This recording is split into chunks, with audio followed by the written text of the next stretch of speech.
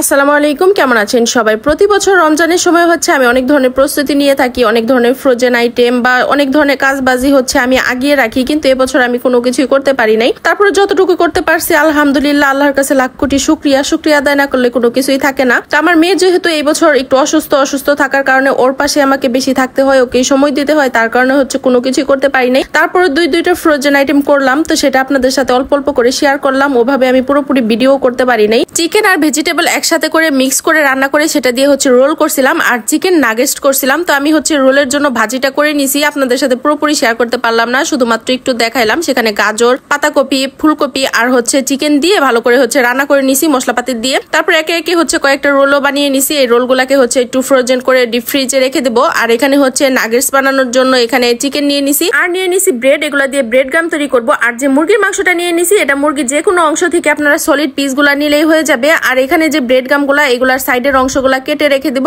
আর এখানে সাদা অংশগুলা দিয়ে হচ্ছে ব্রেড গাম তৈরি করব। আপনারা চাইলে সাইডের অংশ সহই কিন্তু ব্রেড গাম করে নিতে পারেন, এতে করে কোনো সমস্যা নেই। মুরগির মাংসটাকে ভালো করে ব্লেন্ডারে ব্লেন্ড করে নিছি আর দিয়ে দিলাম ব্রেড গাম, কর্নফ্লাওয়ার আর এখানে দিয়ে দিলাম গোলমরিচের গুঁড়া, আর দিয়ে দিলাম লাল মরিচের গুঁড়া একটু কম করে দিয়ে দিছি। সাথে দিয়ে দিছি চিলি ফ্লেক্স, স্বাদ মতো লবণ, আদা রসুন বাটা আর এখানে দিয়ে দিলাম জিরা বাটা দিয়ে দিলাম। আমি জিরা গুঁড়া দেই না। আর সামান্য পরিমাণ মেয়োনিজ দিয়ে দিছি, সয়া সস দিয়ে দিছি। আপনারাও একটু মেয়োনিজ দেওয়ার চেষ্টা করবেন। মেয়োনিজ দিলে ভেতরে কিন্তু অনেক বেশি সফট আর জুসি একটা ভাব থাকে, নাগেটসটা খেতেও কিন্তু বেশ ভালো লাগে। হাত দিয়ে ভালো করে সবগুলো উপকরণ একসাথে করে মিক্স করে নিতেছি। মিক্স করা হয়ে গেলে এখানে হচ্ছে একটা ট্রের উপর ভালো করে হচ্ছে এই মিক্স করা উপকরণগুলো সব ছড়িয়ে দিব। আপনারা আপনাদের পছন্দ অনুযায়ী মোটা পাতলা সাইজ করে হচ্ছে ছড়িয়ে দিবেন। আমি নিচে একটু কর্নফ্লাওয়ার ছিটিয়ে দিয়েছিলাম, এতে করে নাগেটসের পিসগুলো খুব সহজে উঠে আসবে, এর নিচে লেগে ধরবে না। তো এখানে হচ্ছে আমার পছন্দ অনুযায়ী ট্রের মাঝে আমি ছড়িয়ে দিলাম। তারপরে হচ্ছে ঘন্টাখানিকের জন্য নরমাল ডিপ ফ্রিজে হচ্ছে রেখে দিয়েছিলাম। নাগেটসের কাজ কিন্তু এখনো শেষ হয় না। এগুলা কিন্তু আমি ব্রেড গ্রামে মাখিয়ে নিব। আর এটা হচ্ছে আমি ডিপ ফ্রিজে রাখার কারণে কিছুটা পরিমাণ শক্ত হয়ে যাবে, এতে করে এগুলা কুট করতে কিন্তু অনেক বেশি সহজ হবে।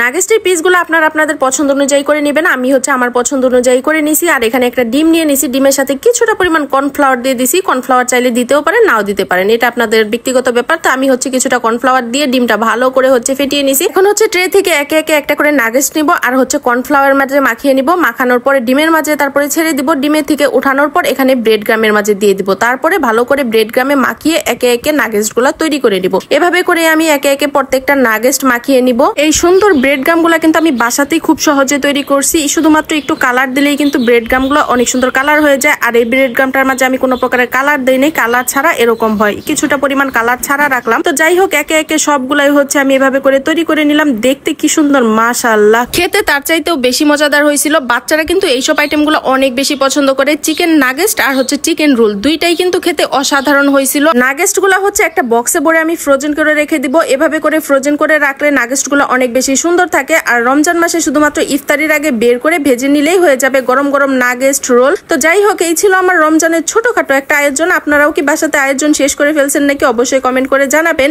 আমার ছোট্টখাট্ট আয়োজনটা আপনাদের কাছে কেমন লাগলো অবশ্যই কমেন্ট করে জানাবেন। লাইক কমেন্ট শেয়ার করে দিবেন, পেজটাতে ফলো দিয়ে দিবেন। ইউটিউব চ্যানেল থেকে দেখে থাকলে চ্যানেলটা অবশ্যই সাবস্ক্রাইব করে দিবেন। আজকের মতো ভিডিওটা এখানেই শেষ করছি। আল্লাহ হাফেজ, ভালো থাকবেন সবাই।